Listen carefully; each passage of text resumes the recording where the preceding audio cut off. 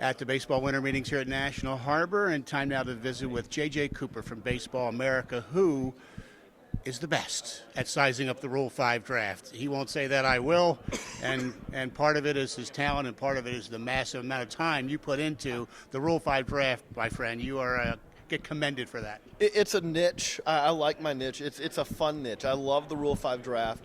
There's nowhere else really in baseball where you can have talent, this much free talent.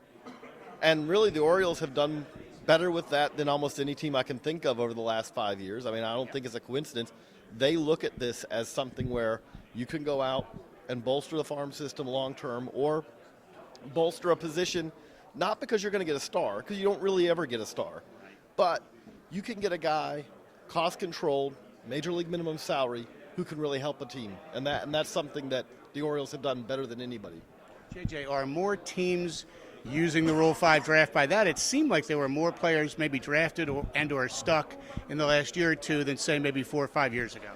2 years ago was a really kind of a historic Rule 5 draft in recent years, in recent memory, because you saw 11 guys stick, most we've seen this century. Last year was a little bit more normal, I guess I would say. I think it was a little bit more normal that way. But you have seen guys make some sort of an impact lately. Delino DeShields, Odubel Herrera, and then more guys sticking. Yeah, I do think that we've seen in recent years kind of an emphasis on this. And the other thing that's happened that makes it really hard to predict, but as the velocity in the game just keeps ticking up, you have so many more good arms out there. You can't protect all the good arms you have, and there is a certain bit of almost like, okay, you roll the dice, and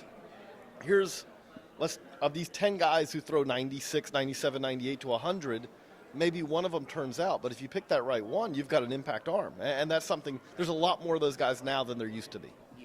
Now, the Orioles are always pretty coy about this draft, and I'm sure most teams are. They're not going to let media in on who they're pinpointing because they don't want anybody to know that in a draft situation.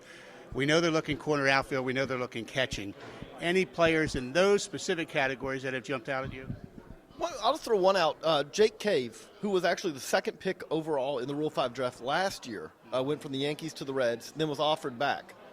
Everything that a team could like about Jake Cave last year, he does the same things this year. The only difference is that he had a better year this year. He had last year when he was drafted, he's kind of a guy who can play all three outfield spots. There's a little bit of there's some athleticism there. He can play left, center, or right. And last year he was coming off of an okay year in Double-A. This year he had a better year in Double-A and Triple-A, showed a little bit more power. So lefty bat, I think that he's a guy who could interest a team out there. Corner guy, another guy, and it's a Rule 5. There's going to be some risk involved. But Andrew Pullin of the Phillies had a really good year. Started the year poorly, and I'd say by started the year poorly, he started the year on the voluntarily retired list. That's not a good start. But he came back in May, really hit well in High A Clearwater, moved up to Double-A. Reading's a great place to hit, but he hit as well on the road as he did at home. Lefty bat, corner outfielder. There's a little bit of athleticism there again. That's another guy who, again, has the combination of a sweet swing and the stats to go with it. Interesting. Now, last year it was kind of a surprise Choi that got taken by the Ji-Man Choi by the Angels, and the Orioles had only had him for a week or two. That was surprising. So this year, can the Orioles lose anybody? I mean, I know they were close to protecting Yacobonis, Crichton, Mike Yastrzemski. Some catchers are out there. Anybody that the Orioles might lose? I would say it's unlikely. Again, like Yermin Mercedes, when you talk about catchers, Yermin Mercedes had a great year this year. This guy's already been released once in his career. He tore up low A, then moved up to high A, but he was old for those leagues, and he catches, but that's not really a strength of his defensively. He's got a lot of work to do. Yastrzemski, there's a lot of injuries involved, but he's coming off of a pretty poor year. It's kind of hard to imagine if you're making a push to draft Yastrzemski, the analytics side of a front office is probably going to say, we can do better than this. Brandon Klein is a guy who's been interesting as far as his stuff at times, but at the same time, there's significant injury risk there. He's recovering from injuries to where that sometimes can be a selling point for a team because it's a little easier to keep a guy if you know he's going to spend half the year on the DL. You only got to be on the active roster for 90 days. But That's another guy like that. But I do think that the Orioles are probably a low-risk team to lose someone. Very interesting. Well, the Orioles almost always make a Rule 5 pick. They could make 2. That wouldn't stun us. And so, and that's happened before, hasn't it? Team making 2? Oh, the Padres did 4 last year. Now, you don't have necessarily, you take yours and then you trade for other guys. And if you want to trade for a guy in the Rule 5 draft, it's always available. You know, a lot of times if you'll pay cash $50,000, $75,000, you can get a guy.